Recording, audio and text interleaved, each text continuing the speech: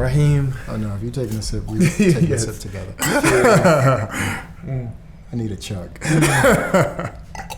Well, I'd like to welcome you to an episode of Deviant TV. This season we're doing things very intentionally different. We're not here to represent ourselves as professionals or experts in any means, but really just peers talking. So I want to encourage you to have a conversation today, be yourself, relax. And my key for everything is just be curious. Okay. That's going to be my goal today, just being curious as possible. So not supposed to make me relax. No, but hopefully it does help you relax because we're allowed to get shit wrong today. No, we. No. Yeah, absolutely. All right. Yeah, and so I guess we can just start with how we know each other. Okay. I know that I was telling folks on set today, my first time ever meeting you and seeing you was actually meeting you was at Runyon Canyon.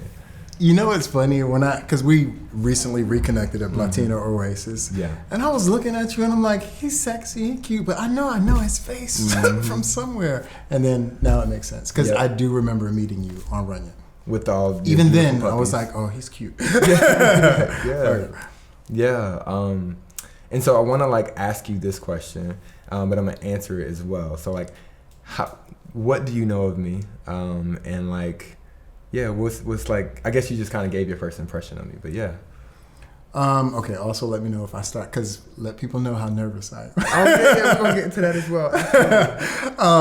My impression of you, I mean, you're kind of like what people say about me in the sense of saying you have a mystique where you don't really know, but at the same time, you're very curious in a weird way.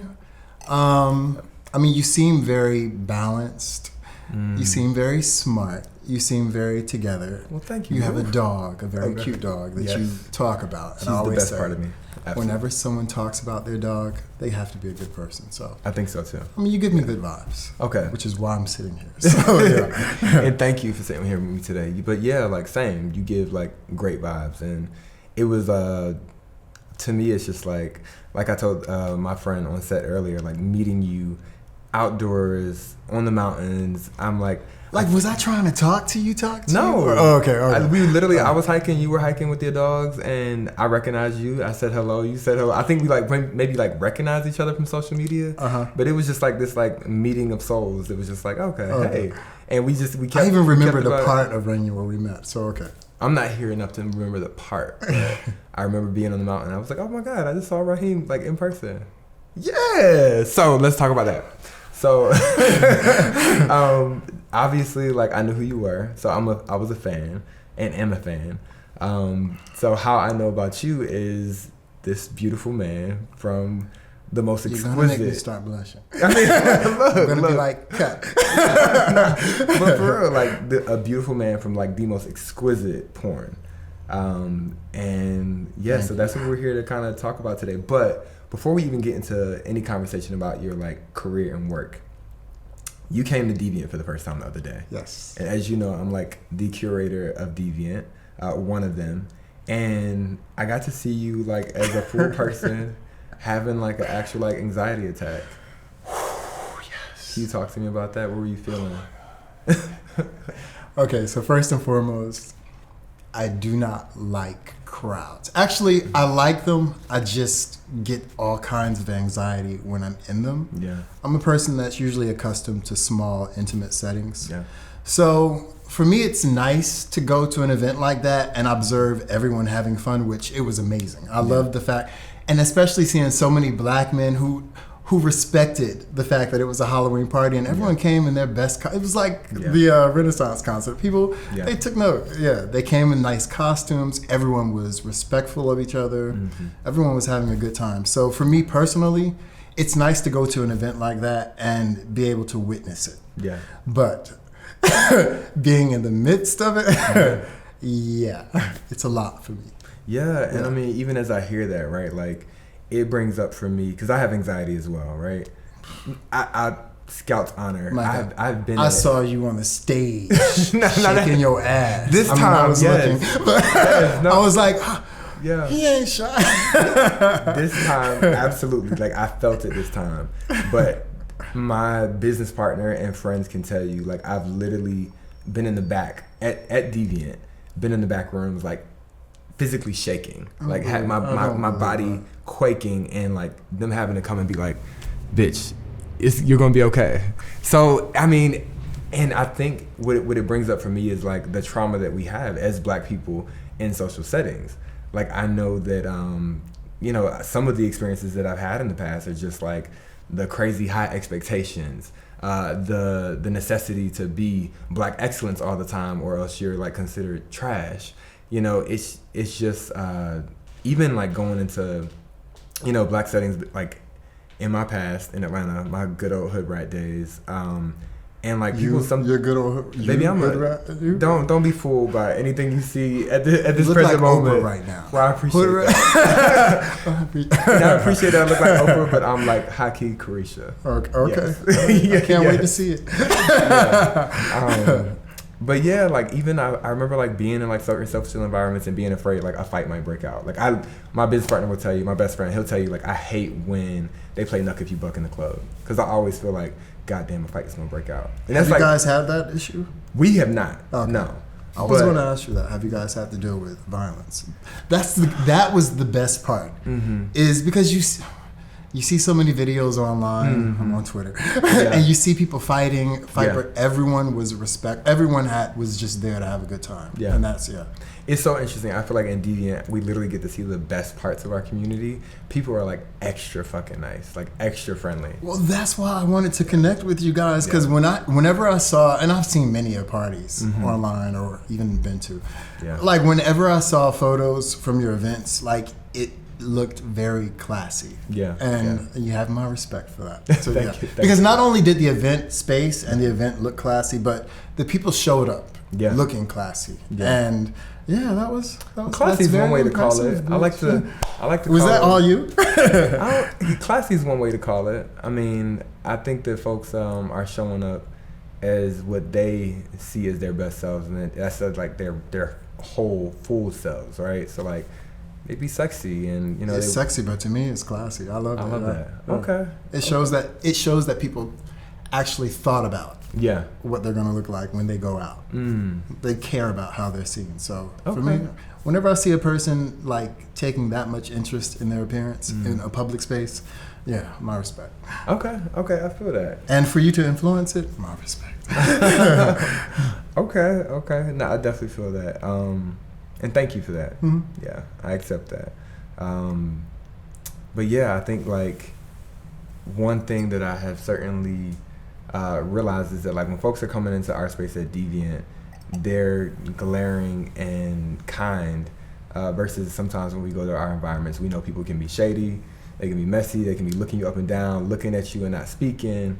It can be just really fucking awkward. And so I'm just like curious if any of that expectation maybe played into like what you experienced the other night. No, because I think I kind of expected what I got, which made me, which made me satisfied with everything.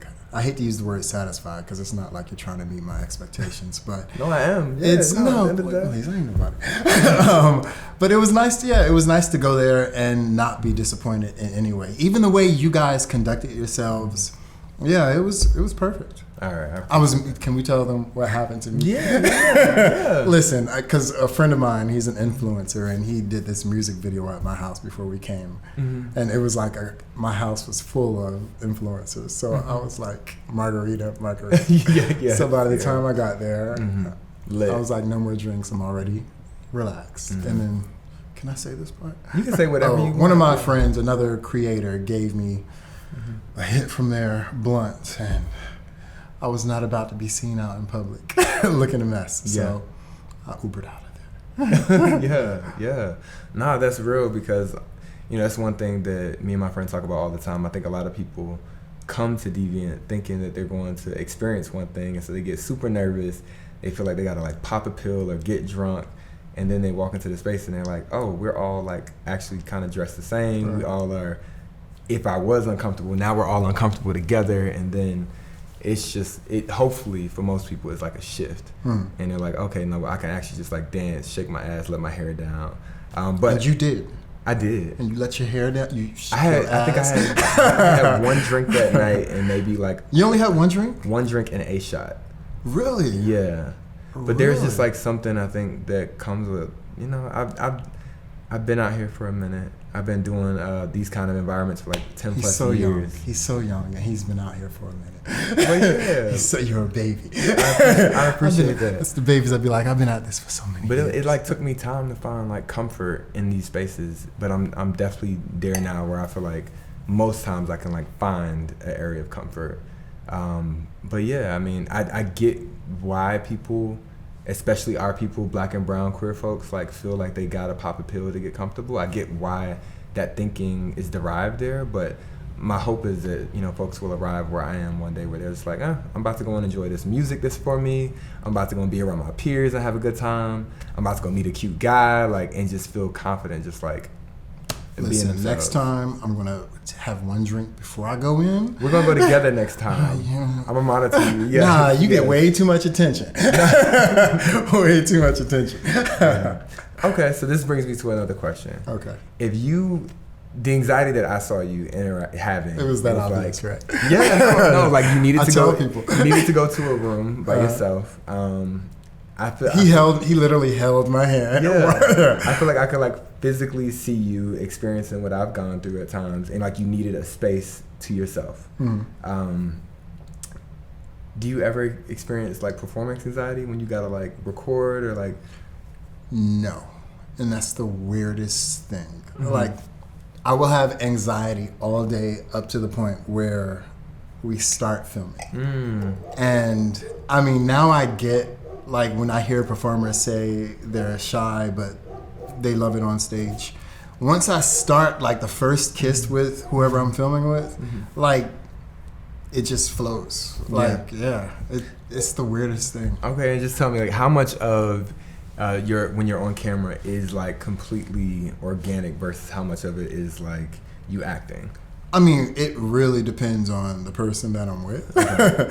Because I mean, in this business, there are going to be times where you get with someone and you have to perform. It's not. And then there are times where you get with someone and I'm going to be honest, afterwards it's like, damn, that connection was strong. Yeah. And you literally have to disconnect and remember that was a performance. Yeah. Damn. So it just depends on the partner. Yeah, that sounds like a lot to navigate. Like when sometimes you're like, when it's good, it's good. When it's bad, yeah, right. I'm just thinking about like yeah. But okay, so that like brings me to, I feel like a lot of what you experience on camera for folks to see is still what we experience at home. You know, right? Like it is, people are fucking. Yeah. And so I know that I've had a session with someone and I'm like, damn, I think I love him. Yo, listen, it happens. But I've also been in cases where I'm just, I'm doing consensual non-monogamy. And so I have a partner already. I like that phrase. Thank you. It's like I have a partner who I've committed my heart to, and no matter how like amazing the sexual experience was with someone and I feel connected with them, it's like, I gotta compartmentalize and just like have enjoyed that moment.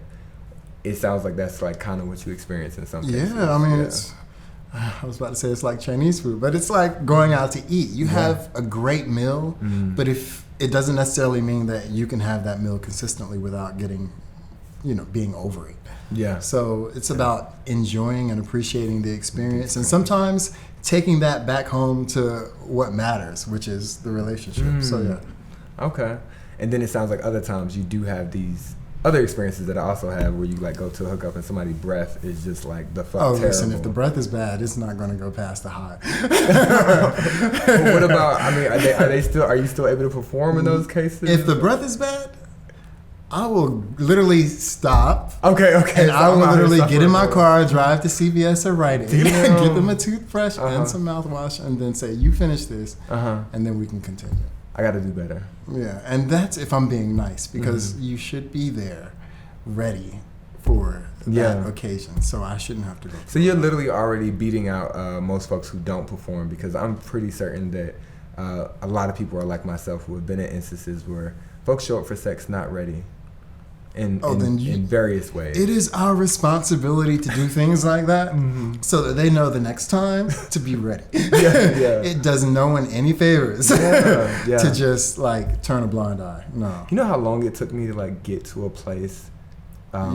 You're a baby. How long it took you? I'm a baby who's 32 years old. Been sexual since I was 18. So I have several years of experience like having sex. And it still took me a long ass time to realize like it's okay to like just say like no or hold on, or I always used to feel like if I like got to this bedroom, I told a person who was gonna do this that like now I'm obligated to go through with it. It's so interesting. I was just watching. I've been in that situation. Like if you get a person in your bedroom and you're just not feeling it, do you go through with it anyway? There have been times, and that's what I'm saying. There's definitely been times for most of my life, most of my sexual life, that I have just gone through with it. And it's only until like my adult years that I actually became a more, and I'm going to use this terminology, sex positive person. And for me, what that means is like self-aware person, that I'm like, hey, it's a no. But like in my past, it used to always be like, oh, we got it this far. I gotta go through with it. And yeah, like I feel like it is so powerful to realize that you have autonomy at any given point in time. You can turn around and be like, I'm just not feeling it. I think it's one of those things where we try to be respectful and empathetic toward another person, but it's at the end of the day, I feel like the most respect you can give a person is to be honest. And it begins with yourself, right? Like respecting yourself. Oh yeah. And I'm just like wondering like what part of our raising did we adopt that psyche and that psychology to just like feel obligated to go through with something. I'm like wondering, was it my parents? Did it begin when my parents were like, okay, you joined the sports team, now you got to finish it? Like where did it start? I mean, I'm wondering like is that where it started for? Because I know I'm not the only one who does that. That like shows up to an experience and is like, well, fuck, I'm here. Now I gotta, pretend that I'm okay with, going. The only thing I will, admittedly so, and I know this is problematic, so, the only thing I will like instantly. Oh, here we go. If I see a peen that's too little and can't. Size queen. Hey, baby, if it can't reach where it gotta reach, that's when I'm like, you can pull those pants right back up. I know people can chop me up all day long about whatever happened to it's not the size, it's the motion in the ocean. I don't know. That was a psyche not adopted for me. So, you would literally wait. Baby, I've heard if they pull their pants down and you would literally say what? What would you say? There are people out there who will write, and actually when y'all get to start in the hate train club, let me be the leader of it. I don't think anyone's gonna hate on you. No, I've hurt people's feelings because that's my one, very strict boundary. Did they not show you beforehand? No. And now they know that they should start showing people beforehand. And it's interesting. Folks can give you big dick energy and not have a big dick. Which is why you should not. But Rhyheim, you do have a big dick. So talk to me about that. It's a matter of personal opinion. It's a matter of personal opinion. Is it a lot of pressure? For the longest, maybe all men went through this in their younger years. I used to think it was so small because, for a lot of us, we would sneak and watch porn when our parents were out of the house. And everything looked so much bigger on TV. So I was always like, that's way bigger than mine.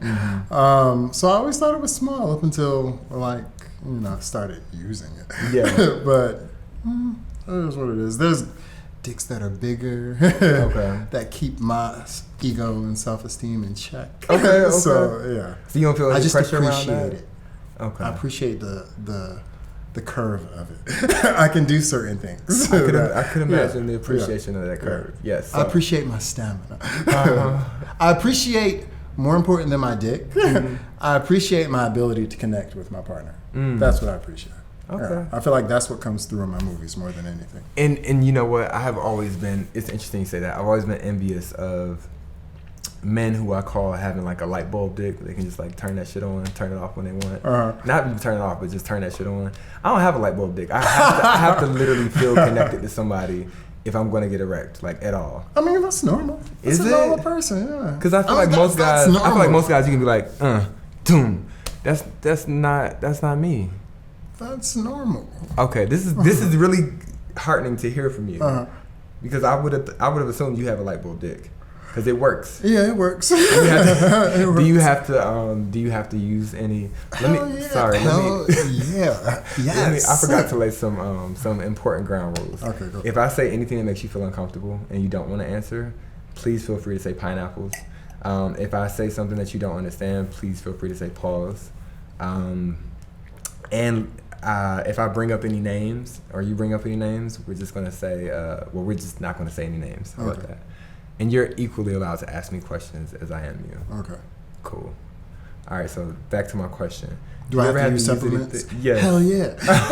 Yeah. You know also why it's necessary to use supplements for me? Because before every scene for me, my mind is usually it's like I'm playing like 2 different roles. I have to organize, I have to make sure the quote unquote set is prepared. I have to make sure that everyone there is comfortable and happy. Yeah, it's You're hosting. lot. Yeah, it's You're like curating. I'm not in a sexual mindset at all. And it's funny, it'll be comical for people to hear that, but no matter how hot the performer is to people, not at all in a sexual mindset, because my mind isn't there. And you have to also remember, I mean, I have to like literally spend the entire day working out, like cardio, gym, weights, swimming. Yeah, like and so I'm tired. I usually starve myself so that I have a bit more empathy with the body, so that I know you want to eat. So my mind is not in a sexual mindset when I start. So I need some help. Okay. What kind of and I'm going to ask this question based on the fact that I've tried supplements as well. I used to do this like organic Cialis. Oh no, I'm not listening. Sildenafil. And it just it didn't work as readily fast as I would like it to. But there was this juice. There is this juice that I use every now and again. And don't tell me honey. The honey. It's not the honey. Oh, okay. No. I don't actually. Maybe I'll get canceled for this as well. I think that the honey is what is it? Just completely in the head. Like I don't think that people, what do they call that? Like a pseudo. What is it called? I know what word you're looking for. You know what I mean. What is it called? When they give you a pill that's not really. What is it called? Placebo effect. Placebo. Yeah, I think it's complete placebo effect. I think it's all in people's heads. This honey.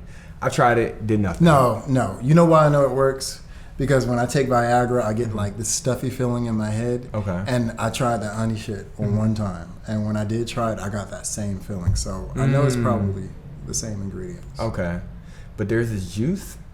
I promise you, it for sure works. Because whether or not I am connected to somebody, the dick is going up if I see certain things. If I literally, I swear. Now I'm gonna tell you. Notice he said it's going up, so we already know what it looks like. Okay. It's not one of those things that hang. Well. we can explore that at another time. What direction my penis points? No, I'm just joking. But back on the subject of this juice, I was trying it, and this is just like warning, caution to folks. Like I definitely called my best friend. Like my I think it was like my right side testicle was like in throbbing pain, like in pain, and I thought it was because I had just fucked or whatever. Where did you get this juice from? I got it from a sex store. Yeah, and I've been using it. It's a juice. It's a juice. Now, what I discovered is on the actual warning label, you're supposed to drink like 8 ounces of water, and I think I had not drank any water that day, and so I think that's what caused that sort of like build up and that pain and throbbing to happen. It went away, but I was so worried. I was like, oh my God, I think I have to go to the doctor. It felt like somebody had just like kicked me in my nuts, and you know that feeling, it just would not go away. So. Well, let me ask you this question, since you've asked me a couple questions. What are your thoughts on like the state of the porn industry and the emergence of OnlyFans and so many people getting into it now? I mean, I'm sure the people outside of it have to have an opinion. Yeah. So I'm wondering. Okay. So personal opinion. Like, even would you date someone who was in the business? Let me ask you that. Okay, how many? Wait, you gotta. I'm going to ask you that. No, because I feel like that would be a much more interesting answer, and then you could. No. I like this. So, I have many. One of the classes I took in college was anthropology, and so I've learned to like look at things sort of objectively and like how we'll later look at it in history, right? And like. The status of porn now has so much wrapped into like what social media has done to us. We're so much more connected via technology. We're exposed to so much more information and happenings than we ever have been in human history, right? So I think the positives of it are that people are more connected. When you think about things like OnlyFans, you have folks able to like make more money. We're in a safe environment of their choosing. Versus when I consider sex work in the past, like I have friends who used to be escorts and used to have to go somewhere to meet a stranger. I have friends who actually like walked the beat and waited on the side of a street for a stranger to pull up in the car. You never know in some of those cases like what sex work used to actually look like and feel like. So I think that the positives of that are that safer environments, more money. Even when you think about social media. Positives, people are connected, information is able to get around that's again like not subjective. The negatives of social media, we have commodified people. Like it fucks up the human connection because now you're like you might be sitting in front of me but there's a 9-inch penis 0.6 miles away. Yeah, no, you know what I'm saying? That's right. Like I agree with you. So I feel like that I'm kind of on. I'm not on the fence, but I think that we have so many other conversations that need to take place around what the digital age has done to our humanity and decide for ourselves sort of what we want to do or where we kind of lay within that. I worry when it comes to sex, to pornography in particular, I worry about, Twitter, for instance, right? I worry about how young people go into it, and I'm not just talking about those who are underage. I'm talking about those who are like 18, 19, 20, even up to maybe like 25. They're not that it's not about just being impressionable, but you got a whole potential of opportunities ahead of you that you could maybe get into. I am like 100% with you on that. I mean, I know I'm in the business and I even have to work with some of those guys. Yeah. But I even think about myself. Like, even at 25, 26, I was like self-conscious about people knowing the fact that I was even having sex or even on an app. So, and then also you have to throw into the fact, the mental psyche that's dealt with when you have to deal with social media and people. Yeah. Can you take it? Yeah, it's a lot. And you see it. You see how they respond to it. Yeah. I mean, you see what the difference between someone like me who's 42 who's prepared. I hope I'm prepared for it. But yet, I mean, and I'm glad you say that, right? Because I feel like it took me to being at least 30 to even know really who I am. To kind of have like my non-negotiables about myself. Yeah. And I feel like anytime if you would have caught me before that, and I did, I used to make a lot of decisions and choices that I would later regret, and be like, oh, I'm glad even now that social media didn't exist when I was in middle school and high school, because God forbid, we evolve, we change as time goes on. But one thing about when you put something online, it's always there. And if you are not a person who is like fully self-aware, and now you've made this decision that's kind of like always going to be with you, that worries me personally. It's that, but it's also the fact that, in this business, not everyone's going to be able to sustain the popularity or the success over a long period of time. Yeah. So it's a real mind fuck to make a certain amount of money and get a certain amount of attention, and then it goes away. And you have to go and try to live a normal life. They say the same thing happens with actors and musicians and whatnot. Yeah, to get started early. Yeah. And the other part of that, I'm glad that you bring up what happens to actors and musicians. Even I think athletes, if you don't have somebody teaching you sort of the savvy of just like financial literacy, like which is another thing that I think, for me at least, came in my 30s, like knowing how to save or to have a savings and have a backup plan. Or even paying taxes. That's a big one. Yeah, because you are at the end of the day, you are an entrepreneur, Yeah. right? If you're on OnlyFans, you are an entrepreneur, which means you have to like pay taxes. But if you're all of a sudden making a shit ton of money, has anybody told you or taught you to like, hey, this is what your taxes are going to be. This is what you need to set aside, or this is what you should be saving for. Are you, and this is so interesting. I'm an entrepreneur as well. He touched me. So like I'm literally like learning these same lessons. And I just this past year put myself on payroll versus when I first started out, I was like I'm just gonna get have a percentage of whatever these events are, pay me each time. Well, I'm like, okay, being on payroll, no, it ain't nearly as lucrative in the sense I'm making all this money at once, but it also creates a sense of sustainability where now like I know I can last for X amount of months, before I need to get back out there. So I guess I'm gonna reflect this question back to you. Talk to me about like what are your thoughts on what age people should be starting in sex work? And I feel like it's not my place to say at what age a person should be just starting. Your opinion. What's your my opinion? What's a comfortable? You know what? That's a hard one to answer because I mean, just because a person's a certain age, because a person's a certain age, I have people who are my age who still act like they need training and a lot of things related to life. I just feel like a person should know what they're getting into. Yeah, they should know what they want out of life. And so if you had to come up with like a 411, you want to come onto OnlyFans. Or 411, you want to come on the Freak Twitter. What does that 411 say? What are you informing people of, like, what they're getting into? I mean, in the sense of being a performer? Yeah. Number one, I would say be secure in who you are and what you are doing.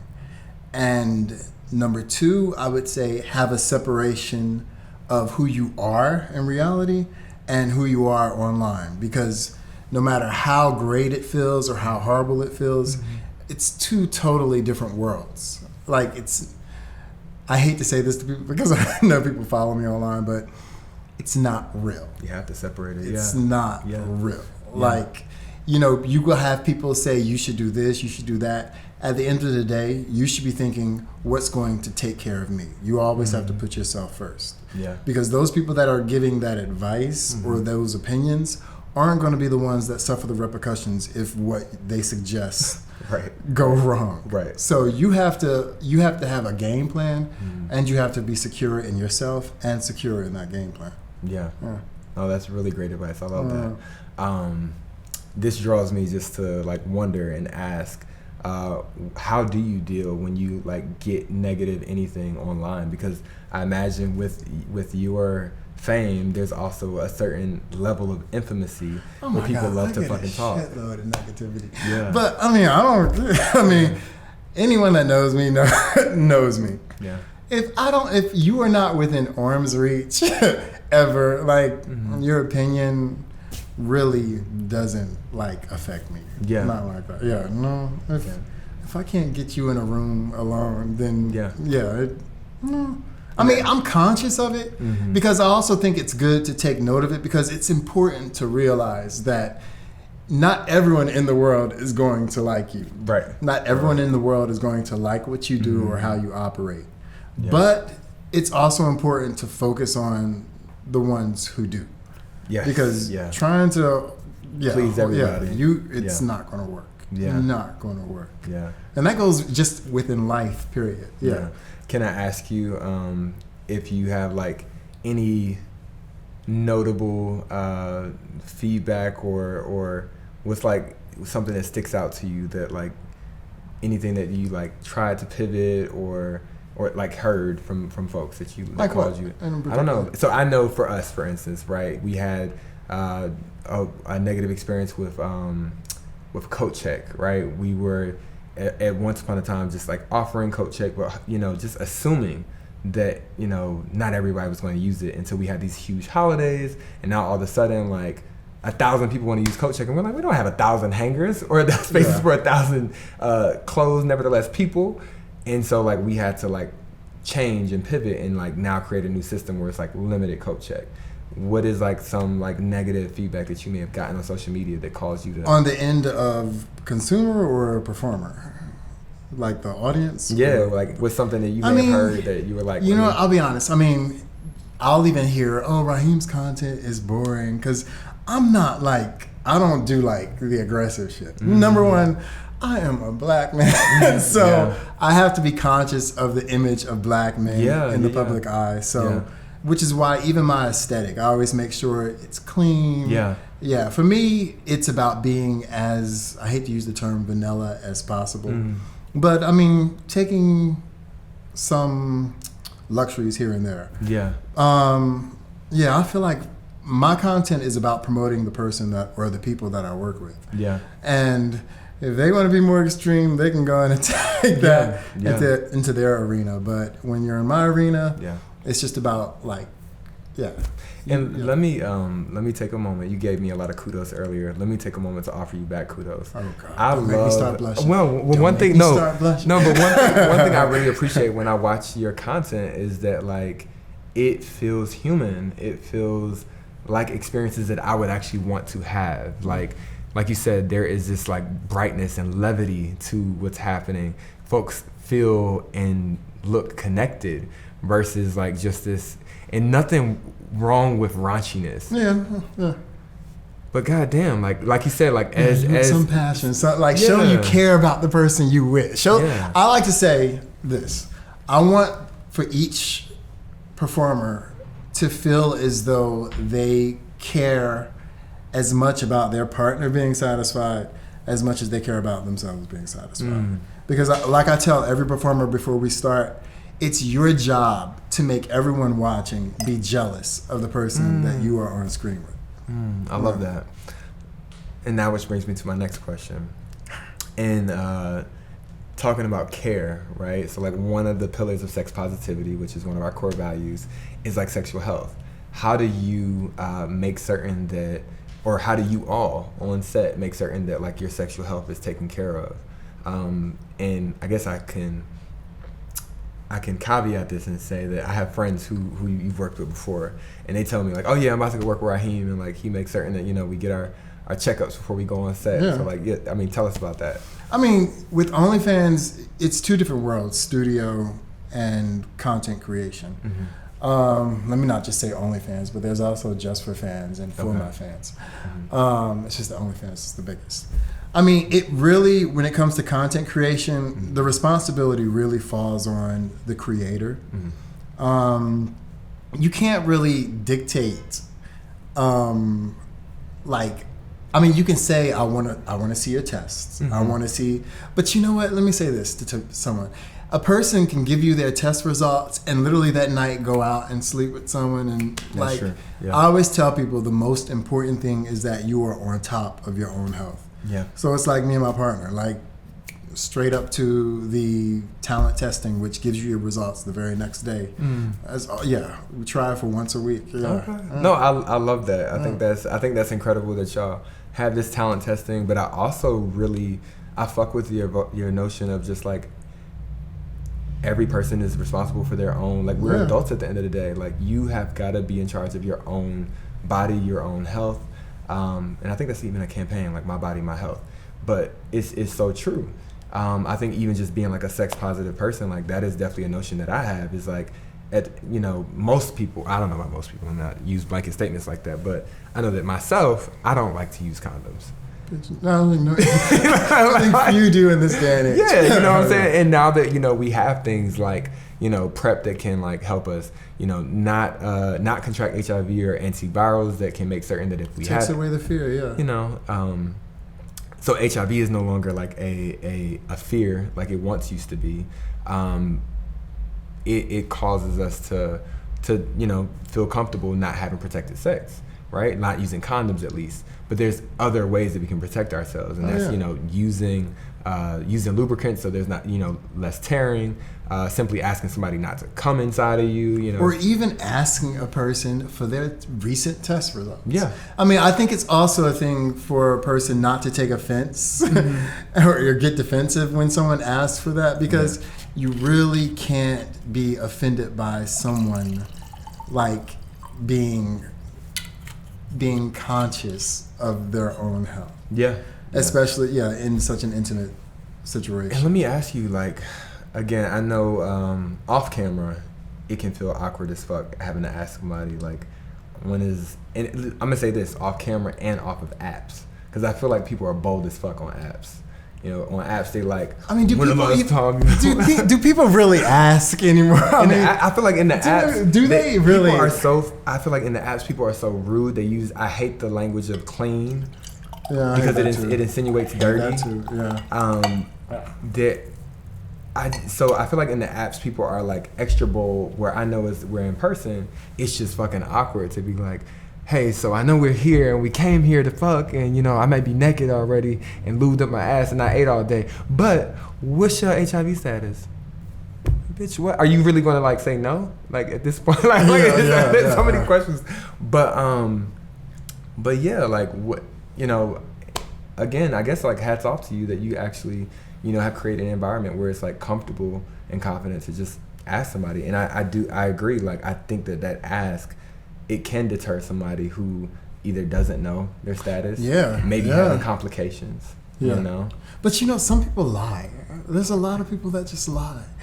I mean, unfortunate, but there are some people that lie. That's why I always tell people, know who you're dealing with. It's not a bad thing to ask your friends, do you know about this person? Yeah. And even in the world of content creation, I mean, I know that I do a lot of videos that are group scenes and whatnot. So I have no ill feelings about someone saying, okay, well, let me make sure that he's on top of his health. Right. So if someone asks me for a test, I'll literally go out that day and get the But it's also, there's nothing wrong with looking at the content that a person puts out and saying, okay, I have to be conscious of this. Yeah. Because your content is a reflection of who you are. Okay. It really is. I like that point. I never thought about it like that. Yeah. Especially as we talk about like the delineation of like who you are and what you do with your work. But I guess I want to make this point though too. I love making statements that might get me canceled. I guess that's like my thing. So this face, you ain't getting canceled. All right, you ain't getting canceled. I definitely want to make this delineation. I have what may be a controversial opinion, specifically around HIV. Now that it is not a death sentence, that is one of those things where I don't advise people that you have to share your status each and every time. I think that there is so much stigma attached to HIV that it is irresponsible to ask somebody to disclose to each person, each partner that they have, especially if they can and do want to have casual sex. They should be able, in my opinion, this is just my opinion, this is not the anything of any entity, but I think that going back to the notion of being responsible for our own health, like knowing what resources are afforded to us, you can be HIV positive but taking your antivirals regularly. And we know that if you're undetectable, you're also untransmittable. So why then should you have to disclose that to somebody who might be ignorant or, of that fact, or might be, riddled with their own shame and their own stigma and now like put that shit on you? My thoughts and theories as a sex positive person is that like for the complications that actually can get transmitted, the things like chlamydia, syphilis, gonorrhea, herpes, like those are the things that I think need to be asked about. And also that cause complications that a person typically, I'm saying typically because not always, will feel.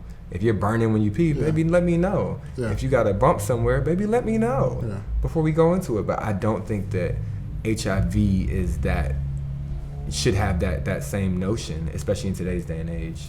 Well, let me say, I have a better chance of being canceled than you. Okay. But no, I'm in the same boat when it comes to that. I mean, I feel like there are so many avenues that we can take to avoid contracting HIV that, and especially with the world being the way it is now, especially with social media, that it's such a private thing for a person who has it to go through and deal with.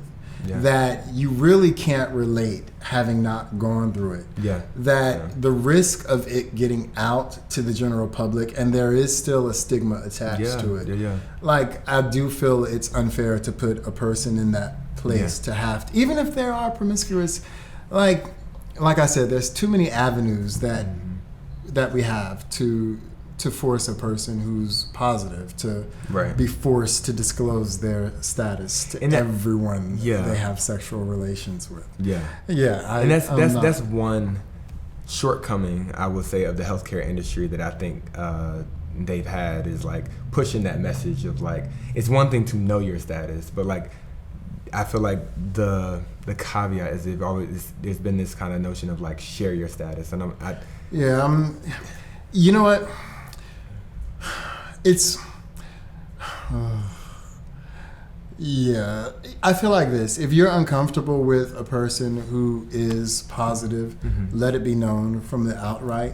And I feel it's the respectful and responsible thing to do if the person that they're seeing after hearing that doesn't disclose or goes through with it anyway.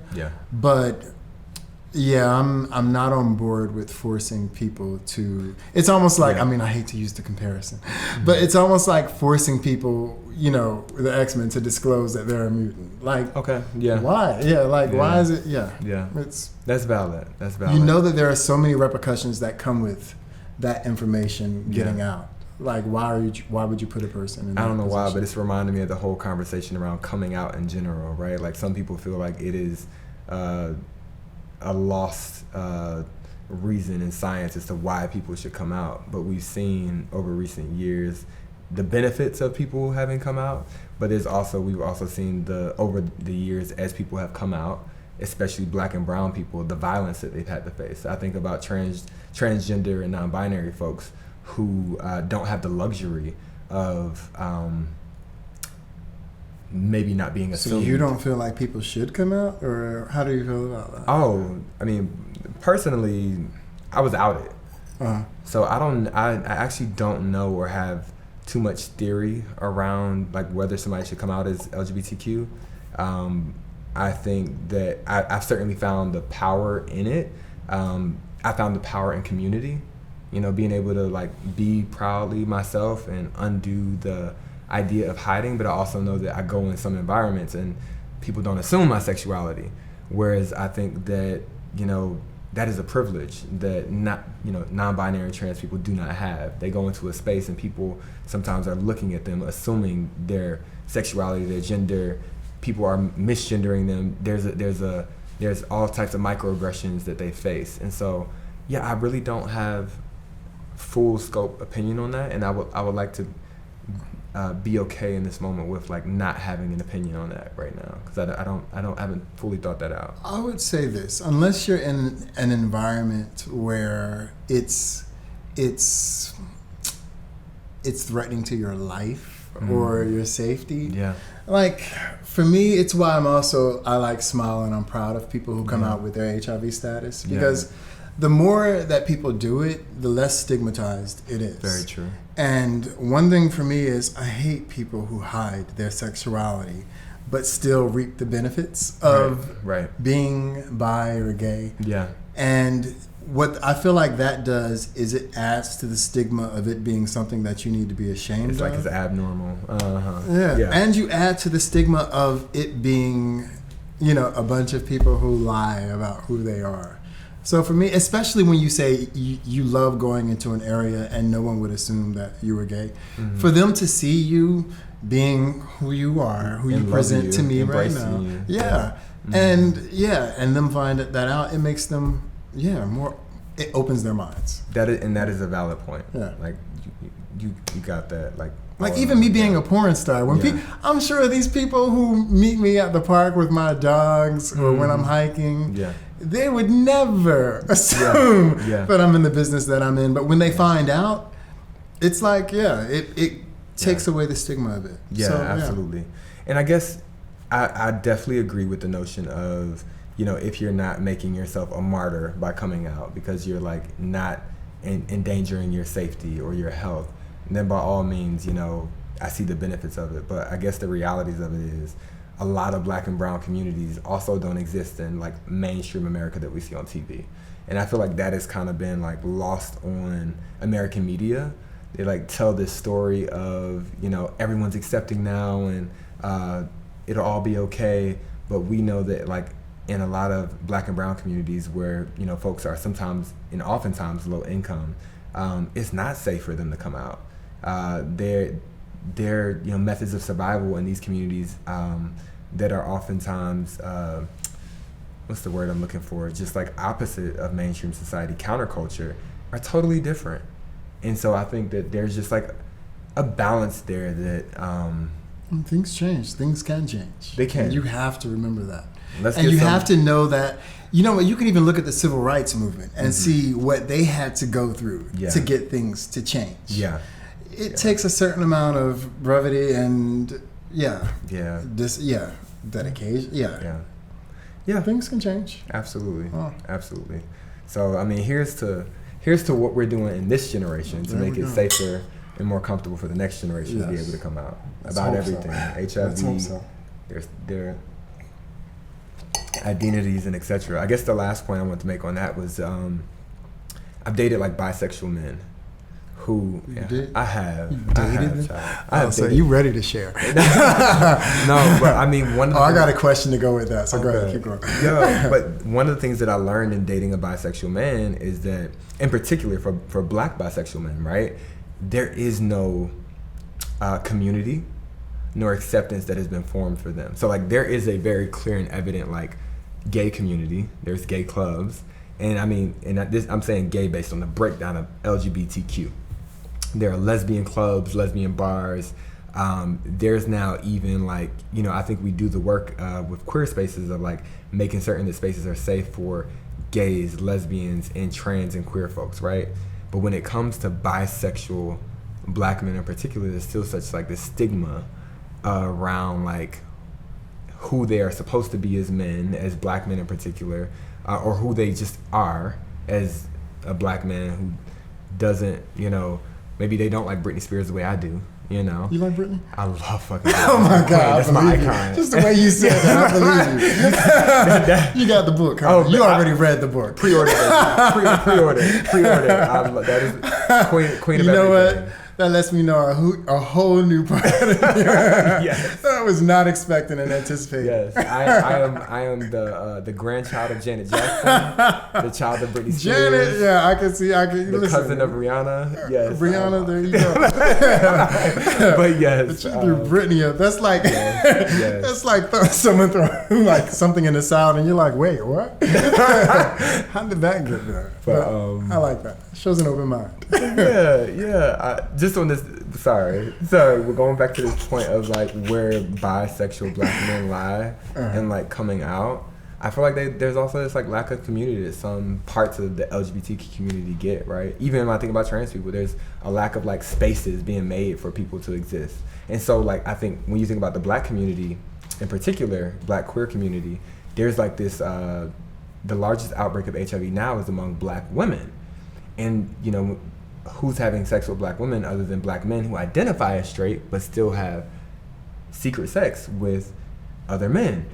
And so like there is just like this large conversation that, I mean, maybe we can only identify but not really talk on because both of us are having sex with men very proudly, but there's definitely conversations that are like being silenced and maybe even siloed that need to be brought to the forefront so that we can actually like address health inequities that now Black women That's sad to hear, but I also think that Black women who unknowingly deal with bi men or DL men, whereas we as gay men are prepared for the possibility of having sexual relations with someone who's positive. So we take the necessary precautions. Yeah, like I think a lot of Black women, unfortunately, go into it blind and aren't prepared, and it's a lot more risky for them than for us as gay men. So it's sad to hear.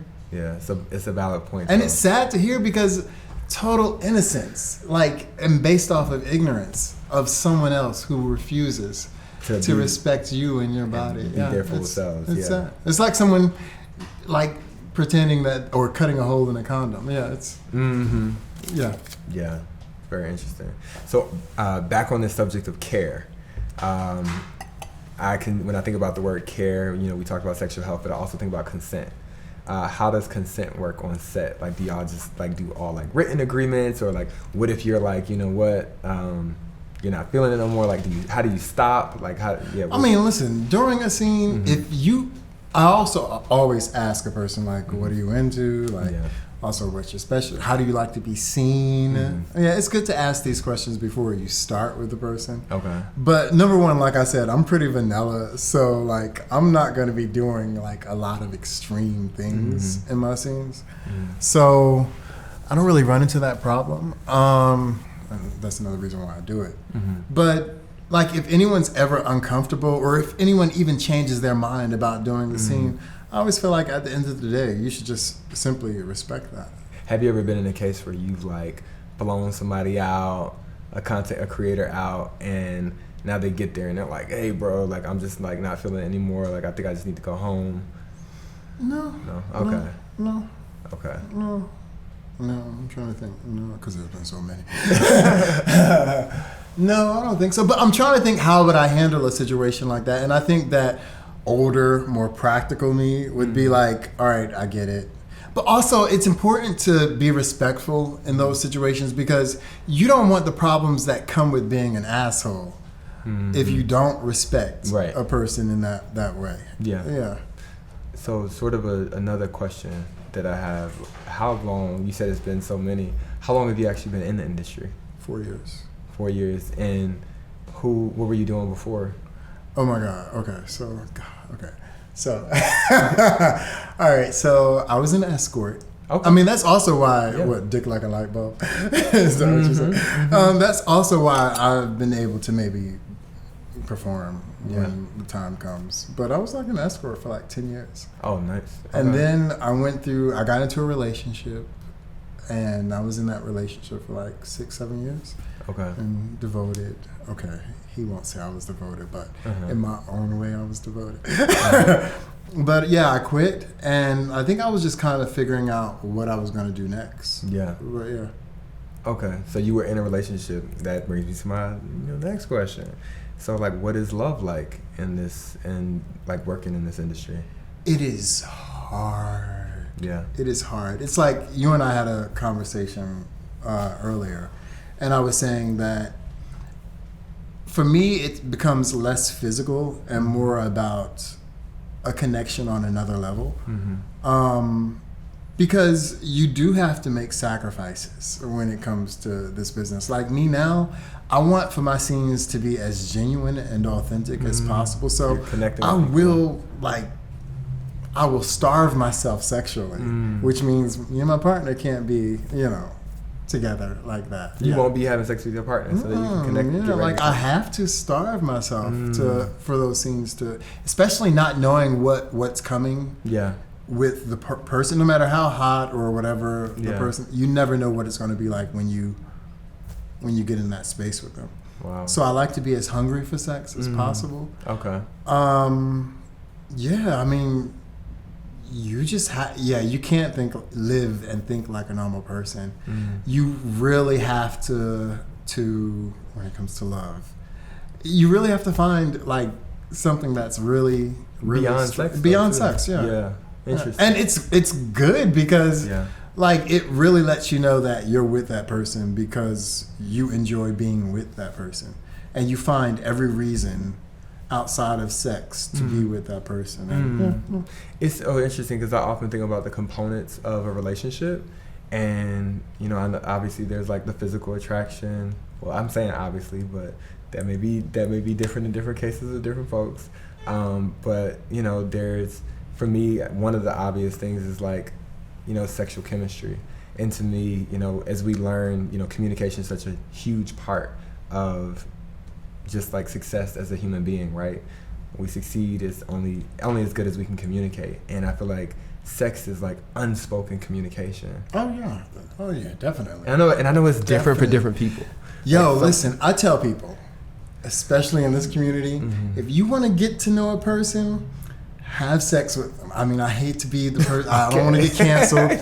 Don't want to get canceled for this. But have sex with them, because I always feel like people put up fronts, especially if they want you. They put up all the fronts in the world until they sleep with you, and then you see who they really are. And I mean, that's also another reason why I hate going out to clubs, because I probably had sex with so many people that the people that I see out and about are not the people that I saw in the bedroom, and the same people that you text with and that you see in private places. That's valid. And so one thing that I really appreciate is that you and I were like, we have so many things in common, and also I would say we have a size queen, do we? Well, and the next part of that was going to be, we have so many things that are different, but I think we can both identify as sex positive people in the sense that like we both like don't kink shame, we're not judgmental. We both like appreciate and uplift consent. We both appreciate and uplift sexual health, and like are all about people's like body and just like sexual autonomy. Like I think I can fuck with that at the same time, like realizing like we have so many things in common, we have so many things that are different. Cause I'm like the probably, I'm not gonna say opposite of you, but I'm somewhere in the middle of like, if you want to get to know somebody, fuck them. I'm like, I probe the fuck out of a person before, because I'm so energetically sensitive that you, people, by the time you come up in here, some people are good. You don't see it until you don't see it until. That's true. I'm telling you, some people are good.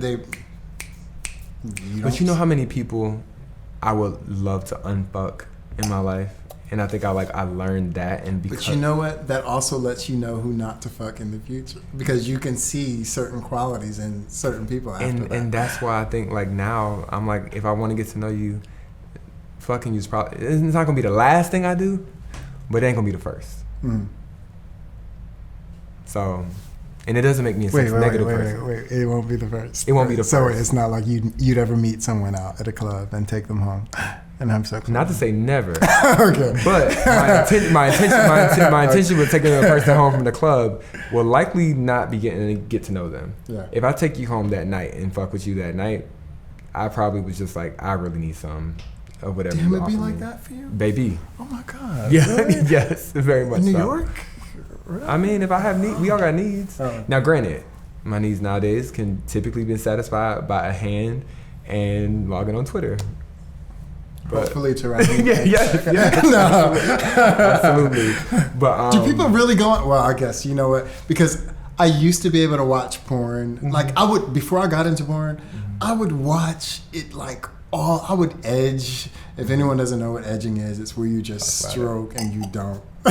You don't finish. You just keep going as long as you can. I used to just edge the porn for like hours, and now I can't even watch porn anymore. Damn. Yeah. Well, I'm still at the edging phase, and sometimes it don't even take me that long, you know. That long to what? Stop to edging? Find, or what? Yeah, or to find what I need. I'm one of those I had to jack off to go to sleep. I got to jack off to wake up. I got to, you know, need the jolt every time. But sorry, I do have another personal. Again, remember the rules. Pause. Pineapple. You recently started bottoming, right? Okay, talk to me about that experience, about being, you know, this verse agenda that is verse agenda. The verse agenda. All right. So I feel like all throughout my career, like people would like always make the comment of, "Oh, you should bottom," or "Oh, we know he's bottoming," or whatnot. And for me, it's always been like a non-issue. I mean, I'm just gonna be honest. In my personal life, I prefer the top. I mean, I would say like there'll probably be like 2 or 3 times a year that I would like bottom for whoever. But like topping. I mean, that's why I do what I do. But no, I just felt like it, especially as gay men. I mean, especially since I feel like a majority of us have done it, like it's really not that big a thing. I mean, I feel like there's such a stigma attached to it in terms of, which is why, like, and that's why even when I do it, like, it's not like, oh, look, I'm bottoming. Like, no, it's not a thing. Like, well, not it's anymore. So stupid. But I know the only reason I even asked is because I know it was like a big deal. And it was like, oh my God, Rhyheim finally bottomed. Yeah, but they made it a big thing. Like, for me, it was just like, and it was important for me to do it and not make like a big thing of it. Okay. Like, okay, y'all can, yeah. I mean, it's really not that because let's be honest, we wouldn't be able to be tops if we didn't have bottoms. Absolutely. Yeah, absolutely. And it sucks because I feel like a lot of the quote unquote tops, like they want to try it, but they will try it. If you know how many tops that like you have tops. Or that I know who bottom. Yeah, no, that's real. And I mean, maybe not obvious. I bring up the conversation because bottom shaming is like a real thing in our community. Right? Yes. And so it's crazy. It's like, how do we go from being shamed as gay men to shaming a certain group of our own community? It's crazy. And I think it relates to this like emasculization or femphobia that exists in our communities still, and I don't know if that's just because of like patriarchy or if it's because of like toxic masculinity, but like definitely people have these associations of negative associations when it comes to bottoming, and I wonder if it's like particularly in the Black gay community. It's, you know what, I think it probably is, sadly. Yeah, I think it probably is. Yeah. I mean, and maybe it's a thing where you have to ask the question, why is that the case? But yeah. I mean, that's crazy. That's crazy. It is. Yeah, but that's crazy. I think that, one thing that we've sort of uncovered in this conversation is that we still have a long way to go when we think about like actual mental liberation for ourselves, even as just like Black queer people, like what it really looks like to be free, not just in physical chains, but these mental chains on our brains that are just like telling us what we can and cannot do and how we can and cannot be seen. Like, and bottoming is like one of those things. I would also tell people, you do not know how you will respond to every person you come in contact with on a sexual level. Yeah. Because you do not know how, sometimes there are going to be people more dominant than you. Sometimes, for whatever reason, Yeah.